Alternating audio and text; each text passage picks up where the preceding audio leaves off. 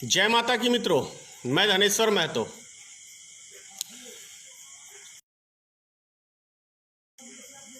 तीन वीर जवानों को शहीद कर दिया, लेकिन मोदी जी बिहार का लिट्टी चोखा खाने में लग रहा है मस्त हैं, क्योंकि बिहार में चुनाव है। या फिर श्री नरेंद्र मोदी जी कहीं ये तो नहीं सोच रहे हैं कि सेना तो मरने के लिए ही नौकरी करते हैं, क्योंकि ये बयान मेरा नहीं है, श्री नरेंद्र मोदी देश के प्रधानमंत्री जी का। क्या फर्क पड़ता है इनको? सेना मरे, देश की जनता मरे, देश का किसान मरे, देश का मजदूर मरे, क्या फर्क पड़ता है इसे? आगे नाथ न पीछे पगा। कौन है नरेंद्र मोदी का? और नरेंद्र मोदी को प्रेम किससे है? ना अपने मां से, ना बाप से, ना वाइफ से, ना देश की जनता से। नरेंद्र मोदी यदि जीता है तो सिंगल अपने लिए जीता है, अपनी इच्छाओं को पूरी करने के लिए जीता है। उससे कोई फर्क नहीं पड़ता मोदी जी को। आज नेपाल जैसा देश हमारे कई हिस्सों को कब्जा करके बैठ गया, लेकिन क्या मजाल है, मोदी जी मस्त हैं। ये वही मोदी जी हैं 2013 वाले, जो कहते थे अपने भाषणों के अंदर कि आंख से आंख, लाल आंख करके, नजर से नजर मिला के देखने वाला, बात करने वाला एक दमदार प्रधानमंत्री चाहिए। आप ही बोलो, बोलो भक्तों। बहुत भक्ति कर ली, अंधभक्ति। अंधभक्ति ऐसी मत करो कि देश हमारा बर्बाद हो जाए। भक्ति करनी है तो राष्ट्र की करो, देश की करो, तभी ये देश और समाज हमारा सुरक्षित रहेगा। किसी व्यक्ति विशेष की भक्ति करोगे तो उससे हमारा समाज बिखरेगा, टूटेगा, देश कमजोर होगा। जैसे कि अभी 6 साल के मोदी के शासनकाल में हमारा मुल्क कमजोर हुआ है। इसका जीता जागता उदाहरण है नेपाल। नेपाल ने हमारी कुछ जमीन को कब्जा कर लिया, अपने नक्शे में पास कर लिया। किस तरीके से किया ये तो बेहतर तरीके से सरकार जानती है दोनों देश की। तो ये हमें समझना पड़ेगा। तो ये सब चीजें हमें समझने की जरूरत है। आप इतना ही देखिए ना, मैं क्या ऐसी बात बोल रहा हूं। क्या मीडिया सरकार से प्रश्न ना पूछे? क्या विपक्षी दल सरकार से सवाल ना पूछे? क्या श्री नरेंद्र मोदी ने कांग्रेस सरकार से सवाल पूछा था कि नहीं पूछा था? ऐसा कौन सा सवाल है झूठ का पुलिंदा जो मोदी सरकार ने कांग्रेस सरकार के ऊपर आरोप नहीं मरे थे? और ऐसा कौन कौन से घोटाले की बात नहीं की थी, लेकिन एक भी घोटाला कांग्रेस पार्टी के ऊपर सिद्ध नहीं कर पाया भाजपा सरकार 6 सालों में। तो इससे क्या यह प्रूफ नहीं होता है कि भारतीय जनता पार्टी, नरेंद्र मोदी जी, यूं कहें तो सिंगल नरेंद्र मोदी जी, वैसे तो उनके साथ हाँ में हाँ मिला के सभी उसके कसूरवार हैं, तो क्या देश की जनता को गुमराह करने का काम श्री नरेंद्र मोदी ने नहीं किया? आज यदि विपक्षी पार्टी इनसे सवाल पूछता है तो उनको धमकाया जाता है। जैसे मेरे ऊपर सीबीआई इंक्वायरी लगवा दी, भाई 400 वीडियो चेक कर रहे हैं सीबीआई साहब, कि हमारे वीडियो में कौन सा ऐसा एक पॉइंट मिल जाए कि धनेश्वर महतो को अंदर कर दूं। मोदी जी, फिर मैं कह रहा हूं, आज अगर देश का कानून और आज हमारे जज, देश के न्यायपालिका, यदि सारे न्यायपालिका ईमानदार हो जाएं तो आपको 24 घंटे के अंदर जेल की हवा खानी पड़ सकती है। लेकिन कुछ ऐसे हैं, आज इसके अंदर भी आपने कब्जा करने का न्यायपालिका के ऊपर भी कोशिश किया है। उसका जीता जागता उदाहरण दिल्ली दंगों के बाद जिस जज ने आपके खिलाफ एक लफ्ज बोला तो रातों रात आपने उसका तबादला पंजाब में कर दिया। ये प्रमाण है आप सच से डरते हो, क्योंकि झूठे व्यक्ति हो। जीवन भर आपने सिर्फ और सिर्फ झूठ की खेती की है, सच अपनी लाइफ में कभी मोदी, इसीलिए आपको सच से डर लगता है, सच्चे व्यक्तियों, सच्चे नेताओं से डर लगता है, सच्चे पत्रकारों से डर लगता है। आप ये सोचो ना, देश की जनता, मैं आपसे और अंधभक्तों से कह रहा हूं कि आप जरा कभी मोदी जी को दिमाग से हटा के और 6 साल आप याद कर लो, 6 साल से पहले कि मोदी जी ने कितने वादे किए थे इस देश की जनता से, कितने वादों पे वो खड़े उतरे हैं, आपको समझ में आ जाएगा। तो मैं अगर थोड़ी सी देर के लिए अगर आपने मोदी जी को दिमाग से निकाल के और मेरी बातों को थोड़ा सोचने पे आप देश के लिए, समाज के लिए सोच लोगे तो आज का आज मोदी जी, अगर आज मोदी जी टेढ़े रास्ते पे चल रहे हैं तो अंधे भक्तों की भी उसमें बहुत बड़ा योगदान है, क्योंकि आप उसको सपोर्ट कर रहे हो।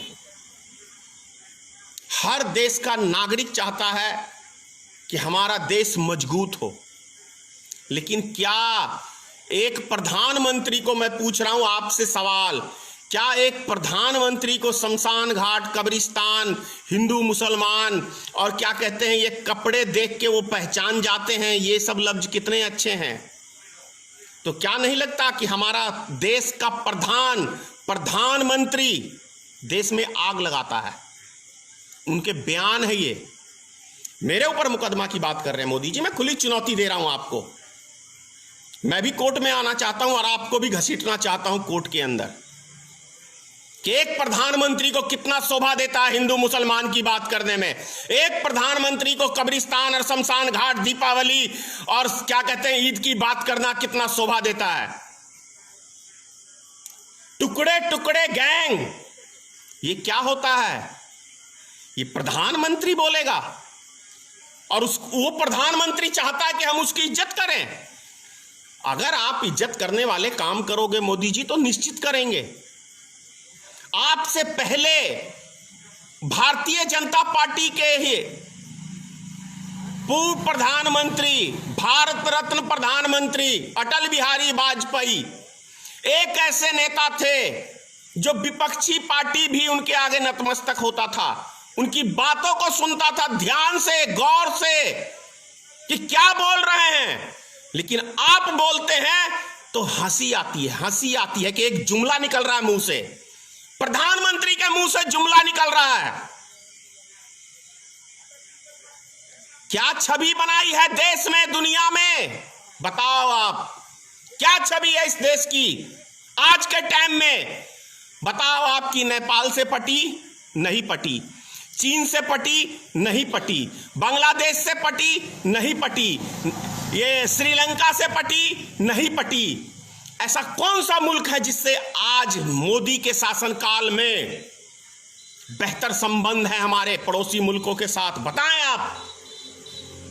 सवाल तो पूछेंगे मोदी जी, सवाल तो पूछेंगे आपसे और आप जवाब देने के मारे डर से भागते हैं। मैं तो खुली चुनौती देता हूं आपके नेताओं को। लॉकडाउन खत्म होता है, गांधी मैदान में खुली चुनौती देता हूं, आओ सार्वजनिक मंच के ऊपर जितने भी प्रधान वक्ता हैं आपके, मैं डिस्कशन करने को तैयार हूं। खुली चुनौती देता हूं भारतीय जनता पार्टी को, बिहार चुनाव से पहले आओ मंच के ऊपर। पूरी जितने भी हैं प्रवक्ता भारतीय जनता पार्टी के, सबको कह रहा हूं, आप भी जरा अपने प्रधान का आप ही के प्रधानमंत्री का सारा ऑडियो वीडियो दिखाएंगे, कब क्या बोला और कितने उस पे सक्षम रहे। से लगातार डीजल और पेट्रोल के दाम बढ़ते जा रहे हैं।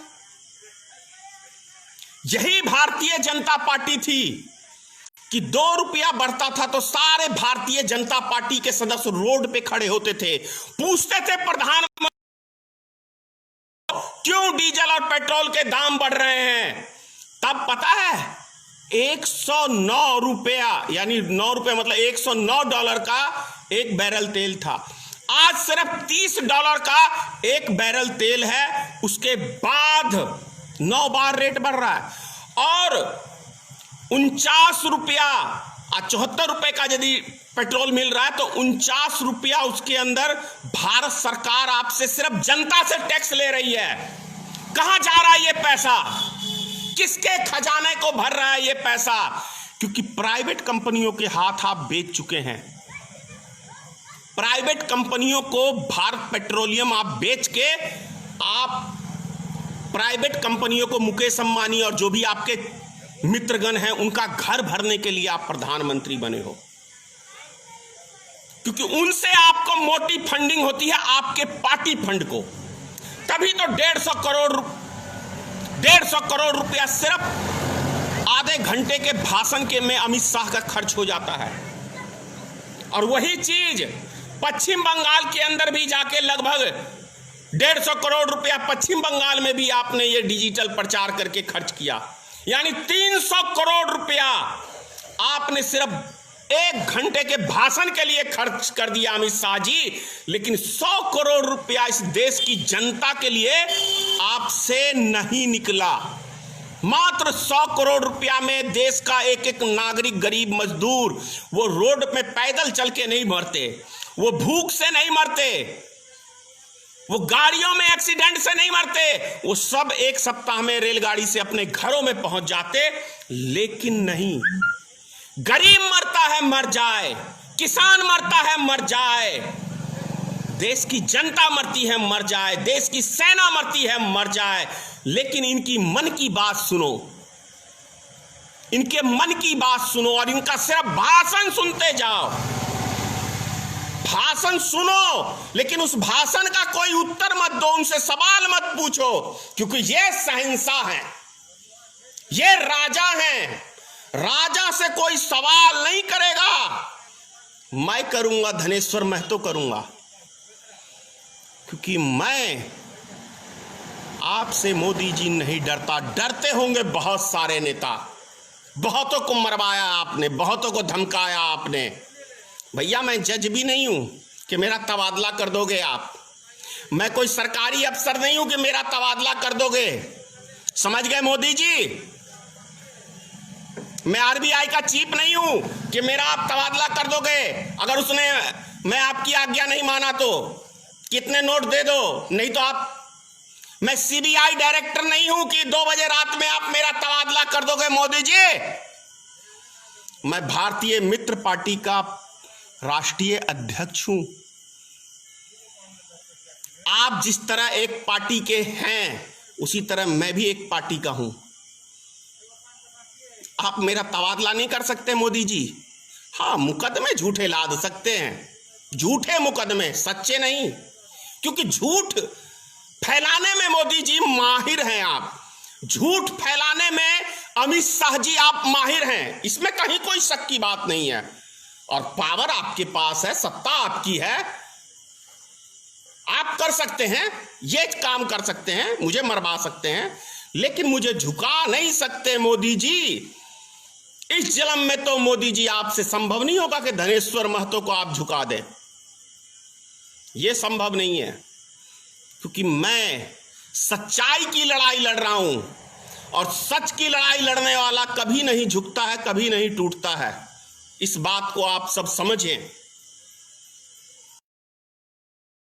इनने हमारे 3 सैनिकों को शहीद कर दिया और हमारे प्रधानमंत्री गले में लगता है बिहार का लिट्टी चोखा अटक गया है, मुंह से एक लफ्ज नहीं निकल रहा है। नेपाल ने, फिर से कह रहा हूं, नेपाल ने हमारे जमीन को कब्जा किया, हमारे नागरिक को गोली मारा, लेकिन मुख से बिहार का लिट्टी चोखा अटका हुआ है, जुबान नहीं हिल रही। या तो कहीं मोदी जी पीएम पे केयर फंड का गिनती तो नहीं कर रहे हैं कि हमने कितना इकट्ठा किया राजस्थान में सरकार गिराने के लिए और बिहार में सरकार बनाने के लिए। यही काम तो आप 6 साल से करते आ रहे हैं। देश की चिंता है, केवल यदि चिंता है आपको तो देश केवल सरकार बचाने की चिंता है, और किस राज्य में एंटी पार्टी की सरकार गिरानी है, कितने विधायक खरीदने हैं, कितने एमएलए खरीदने हैं, इसी में बस 6 साल, ये 7वां साल आपका बीत रहा है मोदी जी, और कोई काम नहीं किया। पिछले पंचवर्षीय में केवल विदेश घूमे हैं। देश की गरीब जनता का खून पसीने की कमाई आपने यूं उड़ाई। समझ गए मिस्टर नरेंद्र मोदी जी, देश के प्रधान। जय माता की, सीताराम, माँ भगवती, माँ जगदम्बा, माँ दुर्गा, हमारे देश के ऊपर माता कृपा बनाए रखना। जय हिंद।